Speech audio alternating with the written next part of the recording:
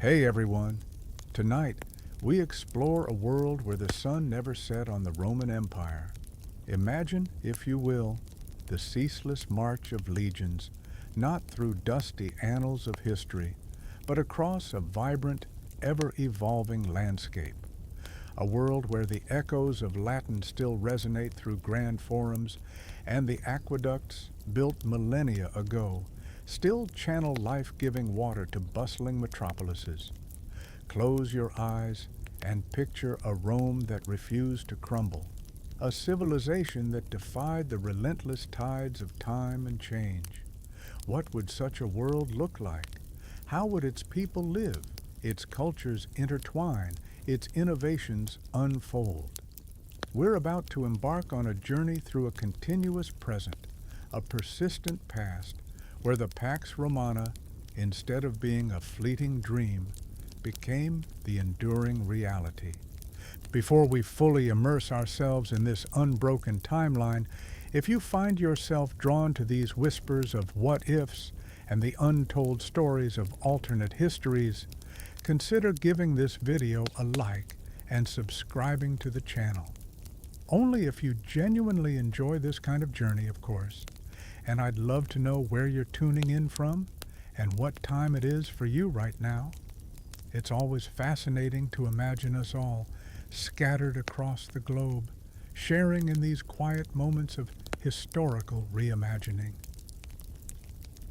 The Eternal City's Dawn, 410 to 600 CE. Our story begins not with a dramatic divergence, but with a series of subtle shifts, ripples in the fabric of time that, over centuries, steered the Roman Empire away from its historical precipice. The year is 410 CE, a date etched in our history as the sack of Rome by the Visigoths under Alaric. In this alternate timeline, however, the political infighting that crippled the Western Roman Empire never escalated to such a catastrophic degree. Emperor Honorius, though still weak, was advised by a more pragmatic and less paranoid court, a council that prioritized stability over personal vendettas. The brilliant General Stilicho, instead of being executed on trumped-up charges in 408 CE, was allowed to continue his defense of the empire. His wife, Serena, through a network of loyalists, exposed the true extent of Olympius's machinations, leading to the latter's swift and discreet removal. This averted the immediate collapse of the Western military command. Stilicho, unhampered by political intrigue, successfully repelled Alaric's advance at the Battle of Faesulae a few years prior, and then, crucially, at the very gates of Rome. His legions, bolstered by a more unified command structure and better logistical support, inflicted a decisive defeat upon the Visigoths. Alaric, instead of pillaging the city, was forced to negotiate a more humiliating treaty. Becoming a federate, but under far stricter Roman terms, his people settled in Pannonia, serving as a buffer against further eastern incursions. This wasn't a temporary reprieve. It was a psychological victory that reverberated through the empire. The belief in Rome's invincibility, though shaken, was powerfully reaffirmed.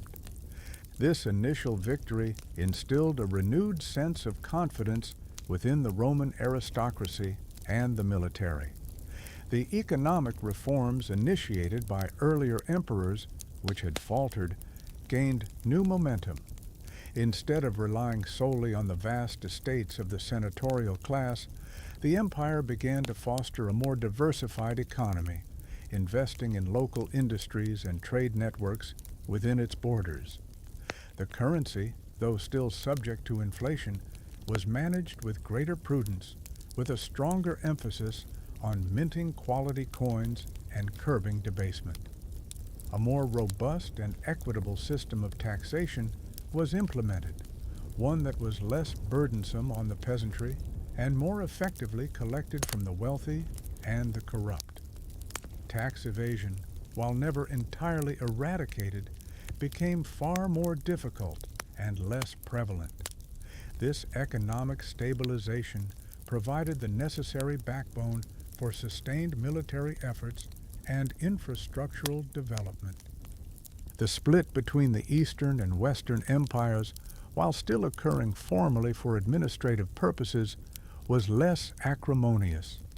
Constantinople remained a powerful administrative center, but Rome, revitalized by its military and economic successes, retained significant political and cultural sway. Regular imperial councils, involving representatives from both halves, became standard practice, fostering a shared sense of Romanitas rather than a growing divergence. Communication and cooperation between the two halves of the empire remained strong, even during periods of minor political friction. This cohesion allowed for a more unified response to external threats and internal challenges, preventing the drift that characterized our own timeline. Emperors, though distinct, often ruled with a coordinated vision, sharing resources and military intelligence. The 5th century, a period of profound upheaval in our timeline, saw a different kind of evolution in this enduring Roman Empire. The Hunnic invasions, led by Attila, still posed a significant threat. However, a stronger, more cohesive Roman military, perhaps even incorporating elements of their earlier Gothic federates as integrated units rather than mere auxiliaries, was better equipped to face them. The legendary Battle of the Catalonian Plains in 451 CE ended not in a Pyrrhic victory, but in a more decisive defeat for Attila. The Roman-Visigothic alliance, forged on terms of mutual respect following the earlier settlement, held firm. Attila's forces were not merely pushed back, but utterly shattered. His empire fractured more quickly, preventing the widespread devastation that destabilized so many regions in our history. The Huns, instead of being a continuous scourge, became a more localized threat, gradually absorbed or pushed back into the steppes, their power broken. This pivotal victory underscored the empire's renewed strength and adaptability. Rather than collapsing, the Roman Empire in the West underwent a gradual transformation. The barbarian kingdoms that arose in our timeline, the Goths in Spain, the Vandals in North Africa, the Franks in Gaul, were, in this reality, integrated more effectively into the Roman system. Through a combination of strategic military campaigns, shrewd diplomacy, and even intermarriage with Roman aristocratic families, these groups were absorbed as federates and allies, rather than conquering invaders. The concept of hospitalitas, the quartering of troops, evolved into a system of controlled settlement and eventual naturalization. They adopted Roman law, Roman customs, and even Latin as a language of administration and culture, often blending it with their own Germanic tongues. This wasn't a process of forceful assimilation, but rather a slow, organic blending, leading to a richer, more diverse Roman identity. The Vandals, for example, after their initial incursions into North Africa, were decisively defeated at Carthage by a revitalized Roman fleet and subsequently settled as federates in parts of Mauritania, their naval capabilities now serving Roman interests. This integrated approach transformed potential threats into loyal contributors, strengthening the empire's overall fabric. The Byzantine Empire, in our timeline, the successor to Rome, in this alternate reality, remained firmly a part of the greater Roman whole. Constantinople continued to flourish as a center of learning, trade, and imperial administration, but its focus remained on the well-being of the entire empire, not just its eastern provinces. The legal reforms of Justinian, including the monumental Corpus Juris Civilis, promulgated from 529 to 534 CE were implemented throughout the entire empire, creating a unified legal framework that strengthened the rule of law and fostered stability across all provinces, east and west. His general Belisarius, instead of waging arduous campaigns to reconquer lost territories, focused on consolidating and strengthening existing Roman control, securing the North African coast more firmly and ensuring the loyalty of the Gothic federates in Italy. The plague of Justinian still took its toll, but a stronger, more centralized administration was better equipped to manage the crisis, with more effective public health measures and logistical support for affected regions. Public granaries, maintained by imperial decree, ensured food security even in times of widespread illness, preventing the social breakdown seen in our history. Crucially, the Roman Empire, in its unbroken existence, never lost its technological edge. Instead of regressing in some areas, Roman engineering and scientific inquiry continued to advance, albeit sometimes slowly. The aqueducts were not merely maintained but expanded, reaching new settlements and ensuring urban centers thrived. The Roman road network, rather than falling into disrepair, was consistently upgraded and expanded, facilitating trade and communication across vast distances. Hydraulic power saw further development, leading to more efficient mills, sophisticated irrigation systems, and even early forms of automated machinery for public displays and utility. The intellectual traditions of Greece and Rome, preserved and nurtured in academies and libraries throughout the empire, led to a continuous, albeit sometimes incremental, progression of scientific knowledge. While not reaching an industrial revolution, the Roman Empire in this era would have a level of technological sophistication far exceeding our own Dark Ages. Urban centers remained vibrant, connected by functioning infrastructure and intellectual life, though perhaps focused on classical interpretations, never ceased its quiet hum of inquiry. Innovations like improved concrete recipes, faster ship designs, and more advanced agricultural tools ensured continued prosperity. The Crescent and the Eagle, 600 CE to 1000 CE. The centuries that followed, from the 7th to the 10th, saw the Pax Romana truly extend its reach and deepen its roots. The rise of Islam, a transformative force in our history, still occurred. However, the unified and resilient Roman Empire was better positioned to respond. The initial shockwaves of the Arab conquests still reverberated across the Roman frontier, but the integrity of the empire remained largely intact. The Sassanid Empire, exhausted by prolonged conflicts with a stronger Roman Empire, was already weakened before the full force of the Rashidun Caliphate. While much of Mesopotamia and Persia fell to the Arab armies, the Roman Empire, having consolidated its eastern borders and maintained a powerful military presence, was able to hold the line more effectively. Egypt, with its immense wealth and strategic importance, became a critical battleground. Roman fleets commanding the Mediterranean were able to resupply and reinforce Alexandria and other key coastal cities, preventing a swift conquest. Through a combination of fierce resistance, strategic retreats, and shrewd diplomacy, a more stable, though contested frontier emerged along the Sinai Peninsula and parts of the Levant.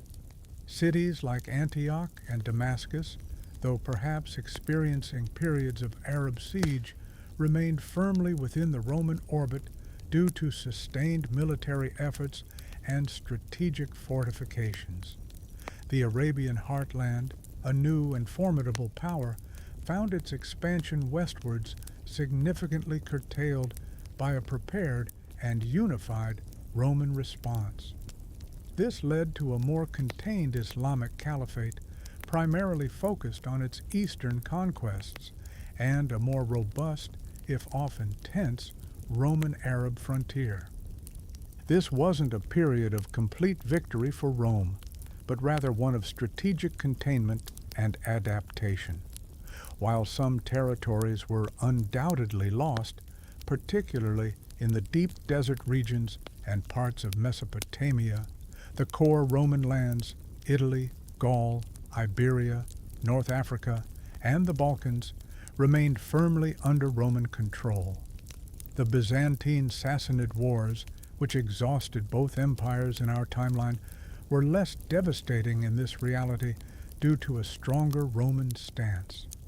The Roman legions, bolstered by integrated barbarian auxiliaries and a sophisticated logistics system, were able to hold the line more effectively against the initial Arab conquests, preventing the complete loss of provinces like Egypt and the Levant.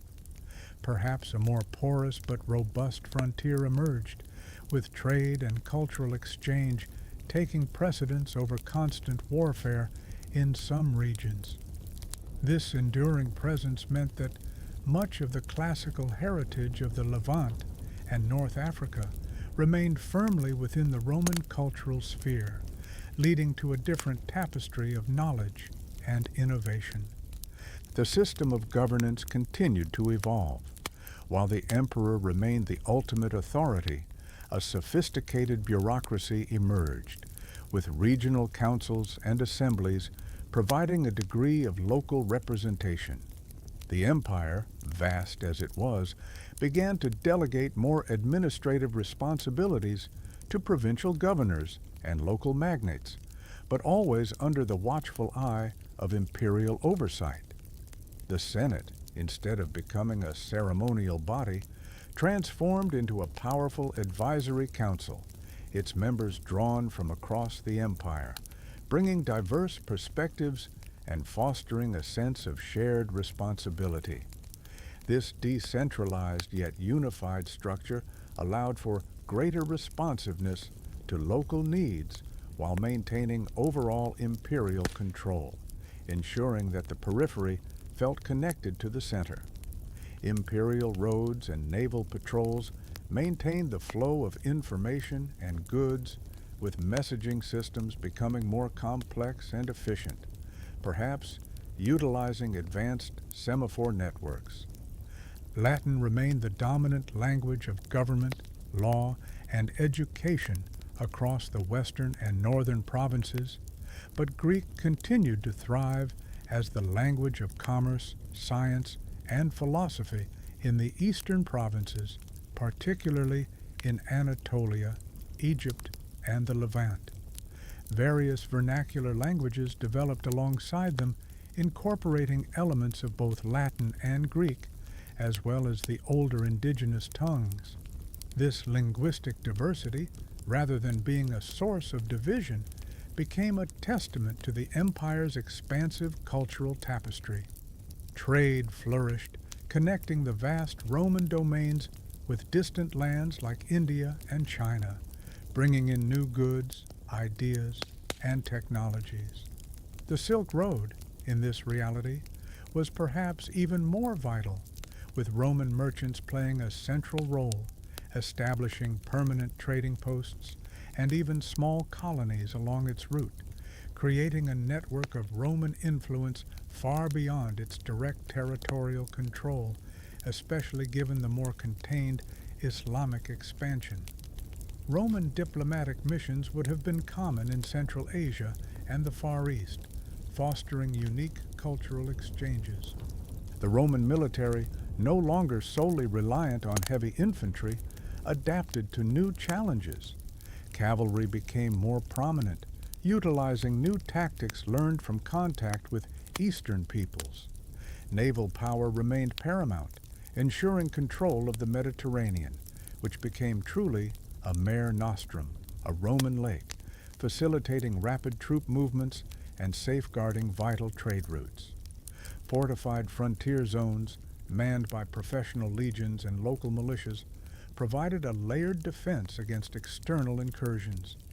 These frontier regions, often inhabited by federated peoples, became melting pots of cultures, their inhabitants serving as guardians of the Roman peace. Specialized units for desert warfare and mountain combat would emerge, demonstrating the empire's tactical evolution.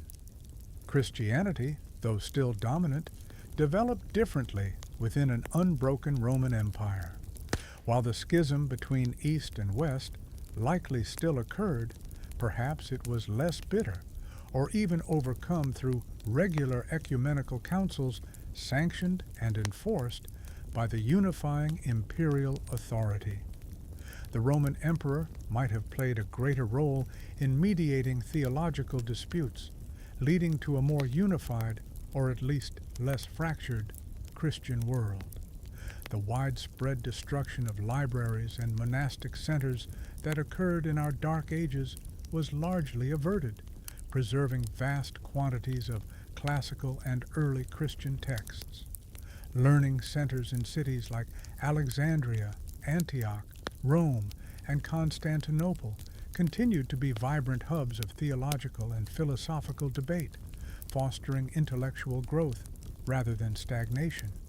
The great cathedral schools, supported by imperial patronage, maintained a high level of literacy and intellectual inquiry, even for those not destined for religious life.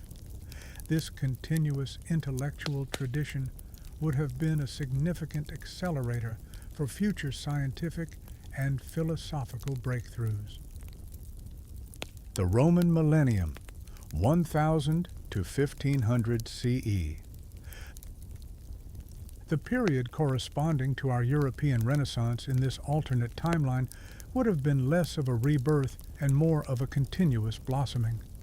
The intellectual heritage of Greece and Rome was never lost, never hidden away in monastic libraries. Instead, it was actively studied, debated, and built upon. Universities, perhaps more akin to advanced academies, would have been established much earlier, attracting scholars from across the vast Roman domain.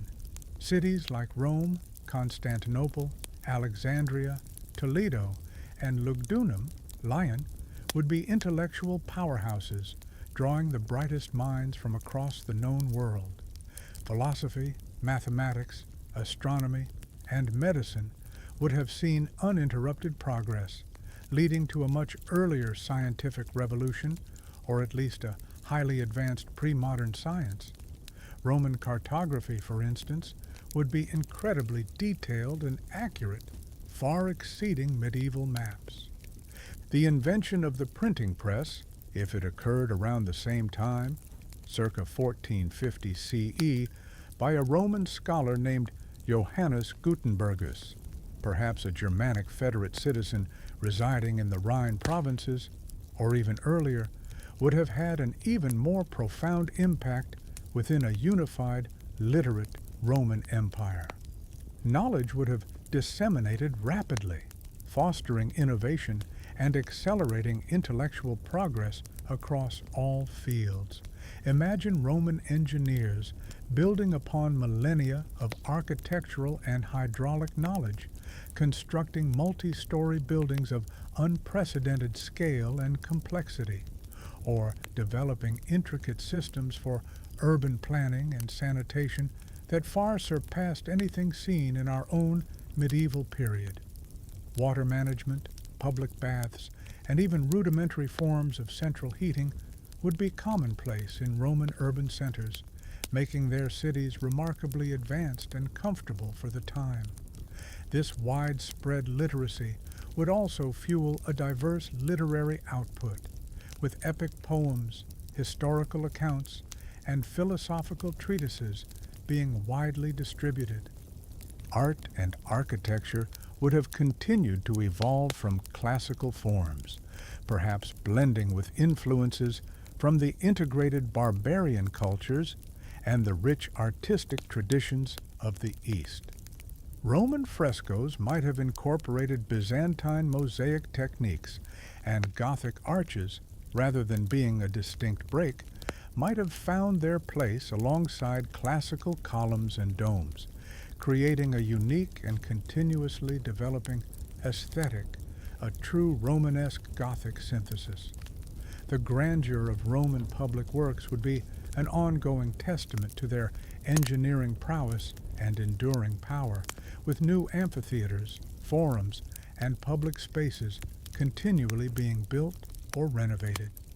The arts would be patronized by a stable, wealthy aristocracy and a thriving merchant class, leading to a vibrant cultural output that was both distinctly Roman and globally influenced.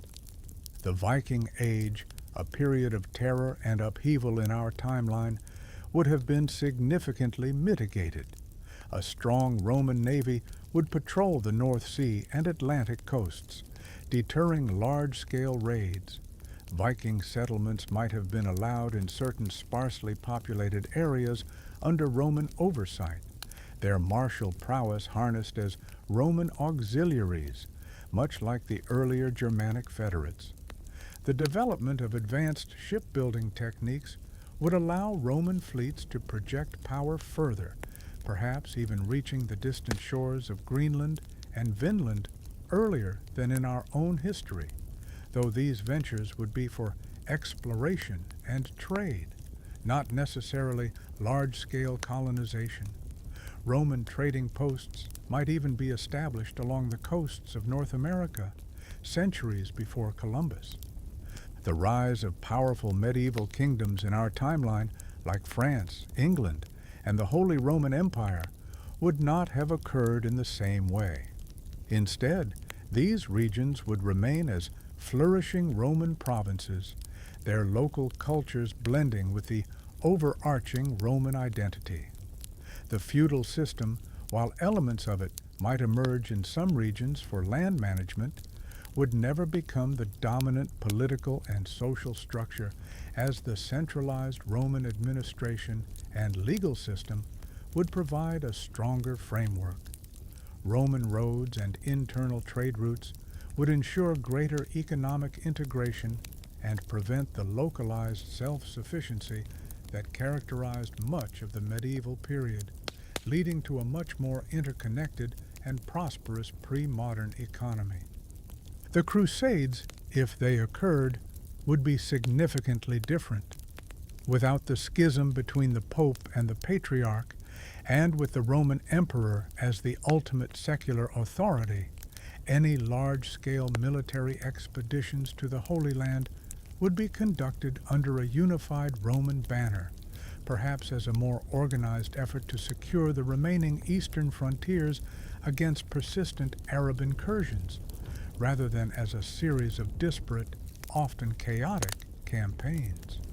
The outcome would likely be more decisive, with the Roman Empire retaining greater control over these historically significant regions, and perhaps even engaging in more structured diplomatic and cultural exchanges with the Islamic world. The Age of Exploration, a Roman endeavor and expansion, 1500 to 1800 CE. As our world entered the age of exploration, this enduring Roman Empire would have been at its forefront.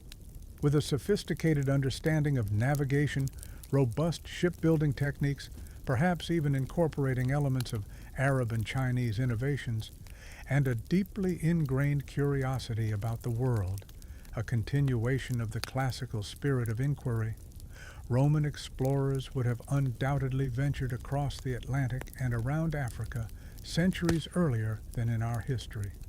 The caravel, for instance, might be a Roman invention or a Roman adaptation of existing designs, leading to larger, faster, and more maneuverable vessels designed for oceanic travel.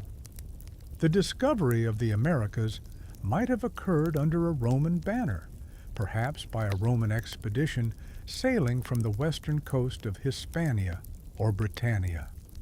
This would lead to a different kind of colonization, one perhaps characterized by Roman legal systems, administrative structures, and a more integrated approach to new populations, rather than outright conquest and exploitation.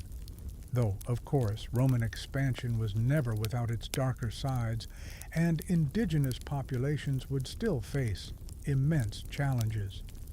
The concept of incorporation and federation might apply to new barbarian peoples discovered across the ocean, leading to a complex and sometimes violent process of integration into the Roman system, rather than total annihilation.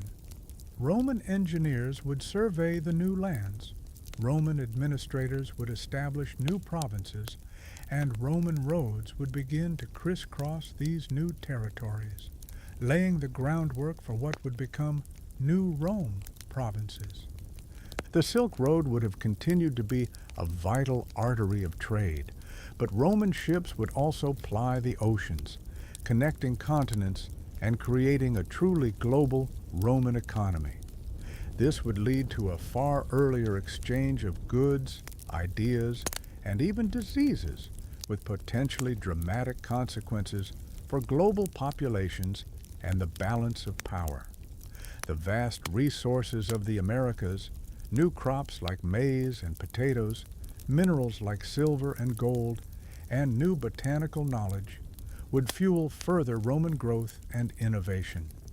New foodstuffs would revolutionize Roman agriculture, leading to population booms and greater food security across the empire, fundamentally altering global demographics and trade routes. The Columbian Exchange, as we know it, would be the Roman global exchange, disseminating technologies, agricultural practices, and cultural norms across an interconnected Roman world. Roman galleys and later sailing ships would dominate the global maritime trade, establishing vast networks that stretched from the Mediterranean to the distant shores of the East and across the Atlantic to the new Roman provinces. This unprecedented interconnectedness would accelerate cultural diffusion and technological transfer on a global scale. The Protestant Reformation, as we know it, would not have occurred. With a more unified Christian church under the emperor's influence, and perhaps with a papacy that retained less secular power and more focus on spiritual guidance, the catalysts for widespread religious dissent would be significantly reduced. Theological debates would still occur, but they would be contained within the established Roman Christian framework, perhaps leading to different theological schools of thought rather than outright schisms and religious wars. The church would remain a powerful institution, but always intertwined with and largely subservient to the imperial authority, acting as a key pillar of imperial stability and cultural unity. The concept of the nation-state would likely not emerge in the same way. Allegiance would be to Rome, and local identities would be regional, not national. The great European powers of our timeline, France, Spain, England, the Holy Roman Empire, would simply be provinces or collections of provinces within the vast Roman dominion. This would prevent centuries of internecine warfare and allow for a more unified focus on global expansion and internal development, eliminating many of the conflicts that shaped our own history. The Roman Empire by the 18th century would be a global superpower of unprecedented scale. Its administration would be a marvel of antiquity and modernity combined. A vast, centralized bureaucracy overseen by the emperor and his senate, but with significant autonomy given to provincial governors and local councils, allowing for diverse regional practices to coexist within a unified legal and political framework. The principles of Roman law, justice, order, and civic duty would be applied across an almost unimaginable array of cultures and peoples, forming the bedrock of global governance. The Roman Enlightenment and the Industrial Ascendancy, 1800 CE to 1950 CE. Fast forward to what would be our 18th, 19th, and 20th centuries.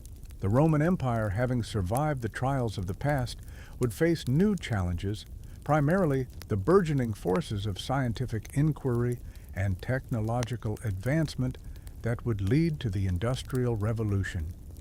This revolution, if it occurred, would be a Roman one.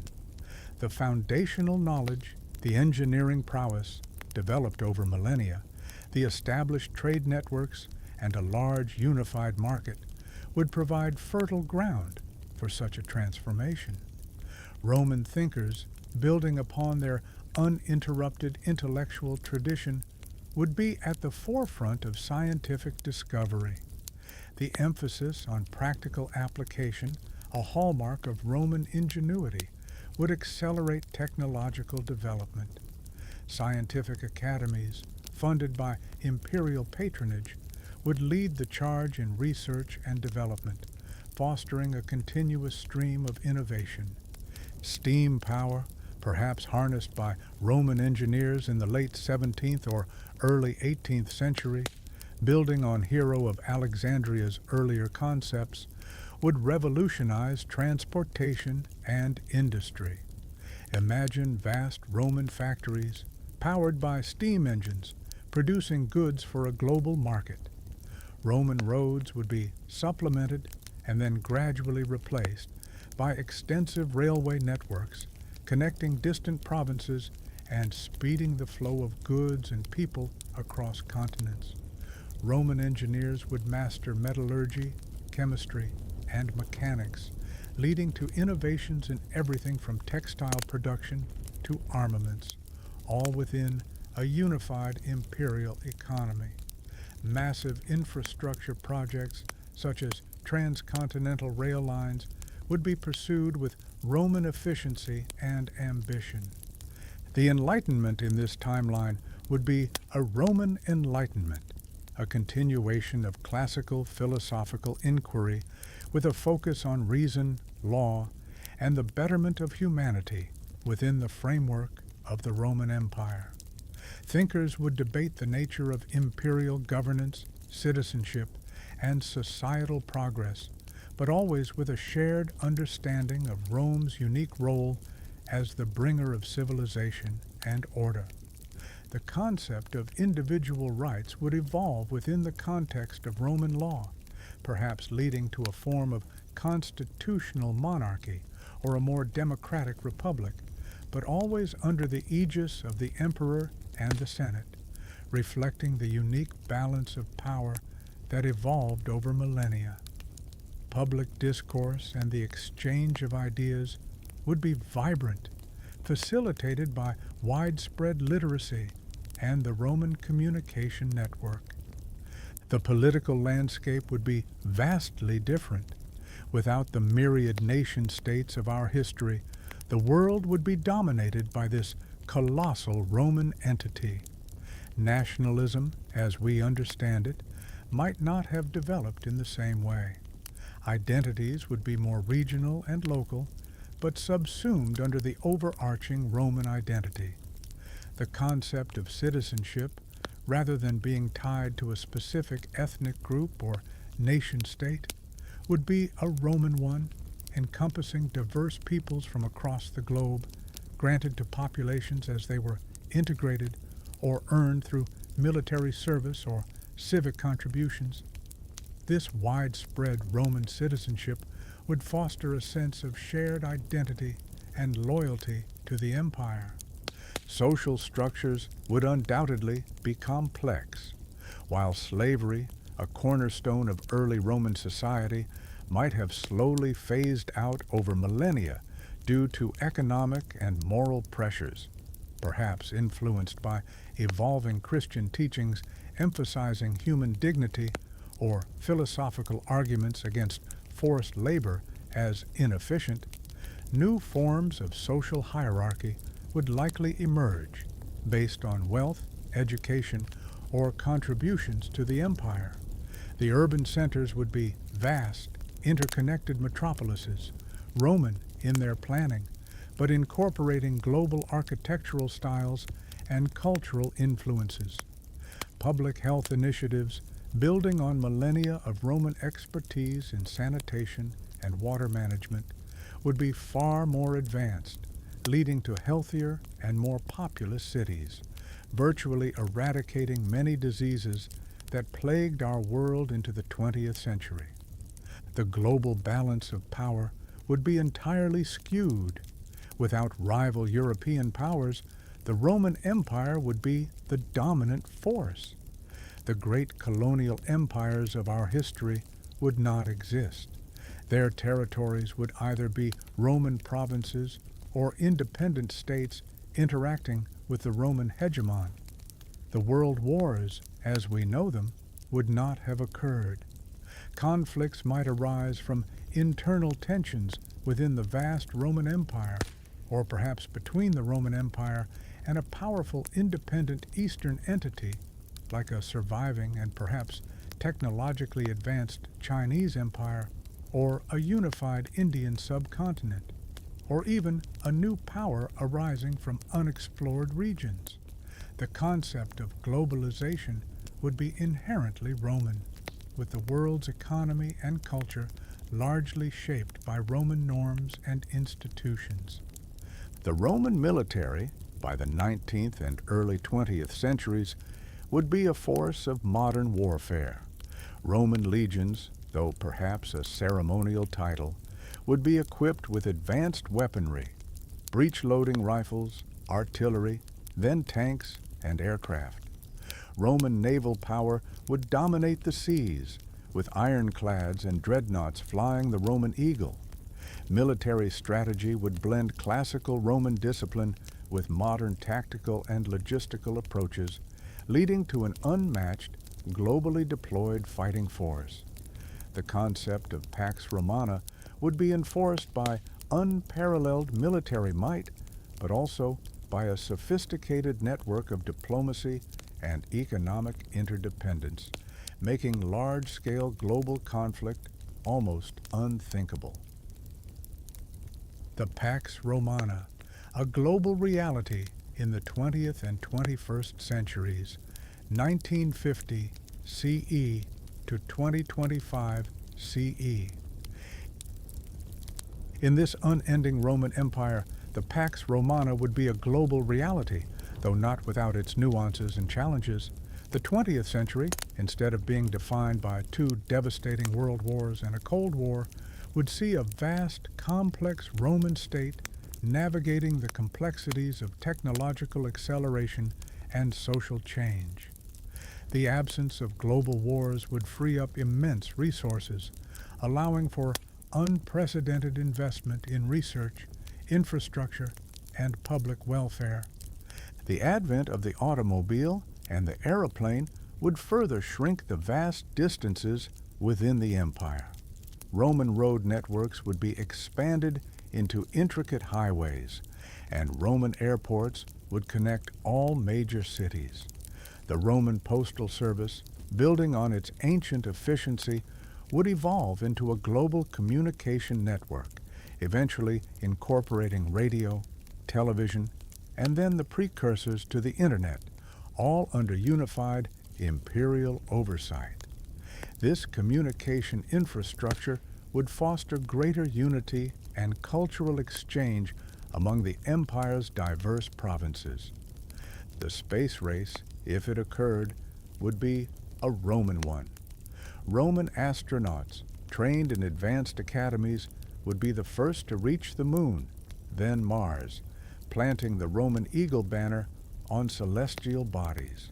Their understanding of the universe, their medical advancements, and their artistic expressions would be the culmination of an uninterrupted intellectual tradition, built upon the foundations laid by ancient Greek and Roman thinkers, constantly pushing the boundaries of knowledge.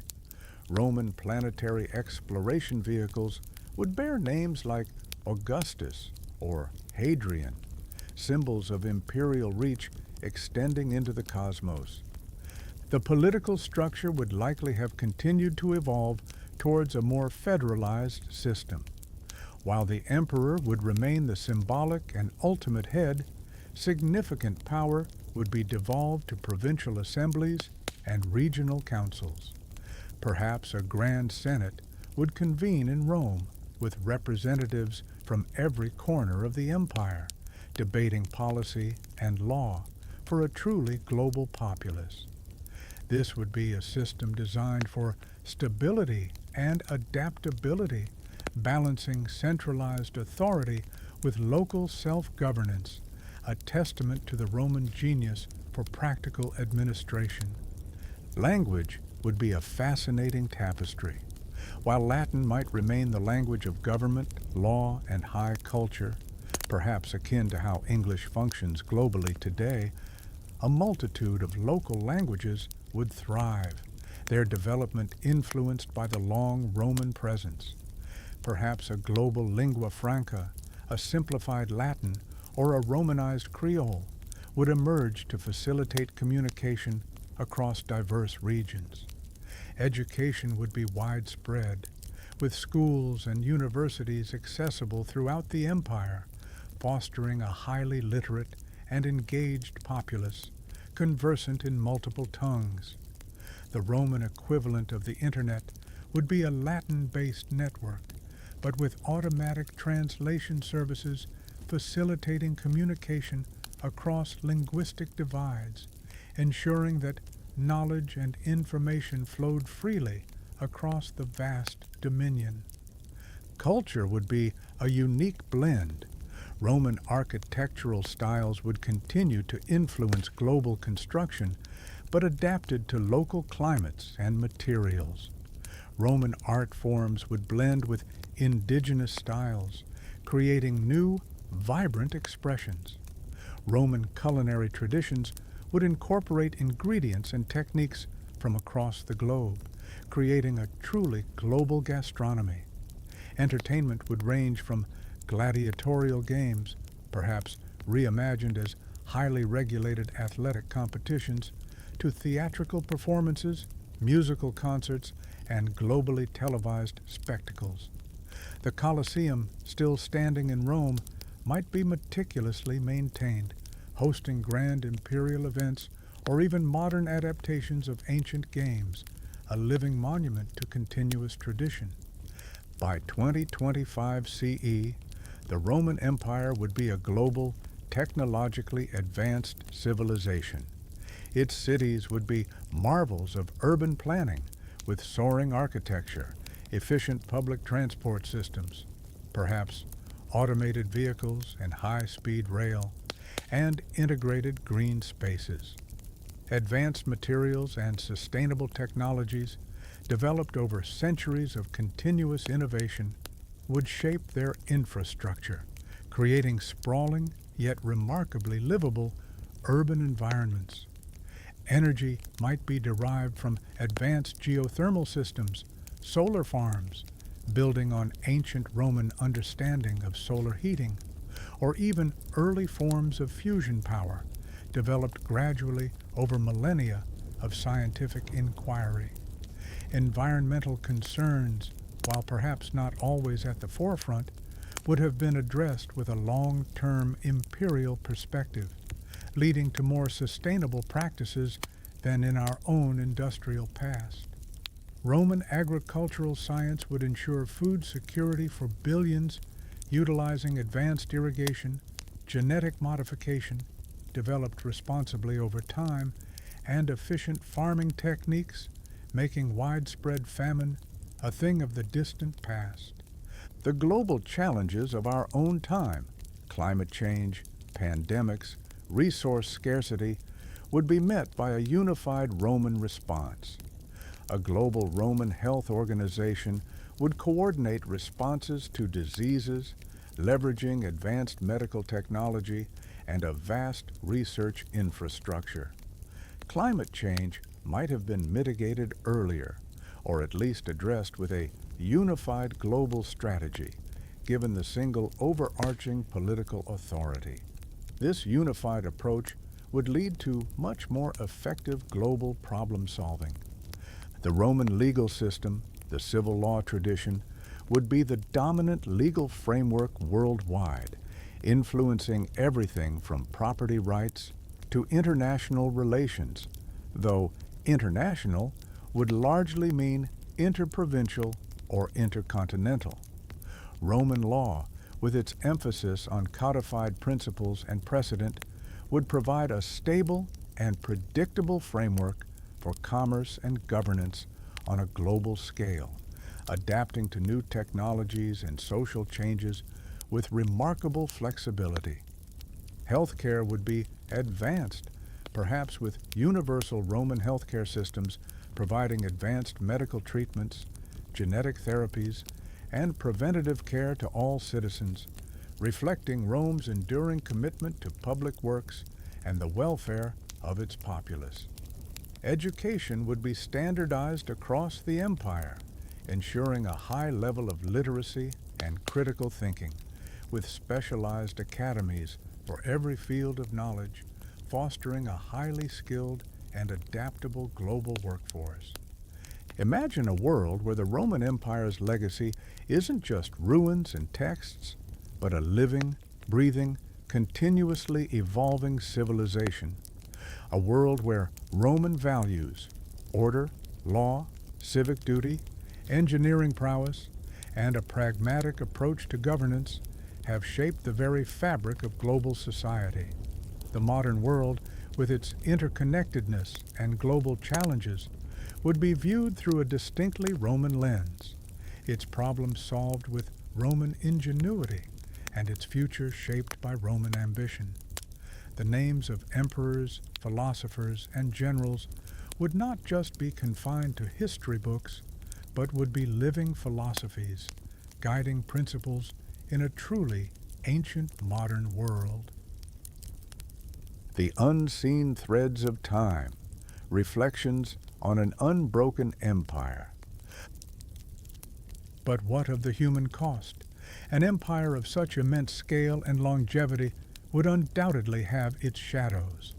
While the Dark Ages, as we know them, would be averted, new forms of societal stratification and challenge would emerge. Oppression, rebellion, and social inequalities would be woven into its fabric, for no human system is perfect.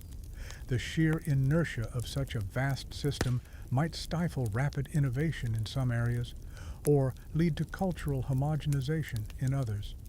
Regional identities, though strong, might feel subsumed by the overwhelming Roman identity, leading to quiet resistance or cultural preservation movements, perhaps expressed through underground art or local dialects.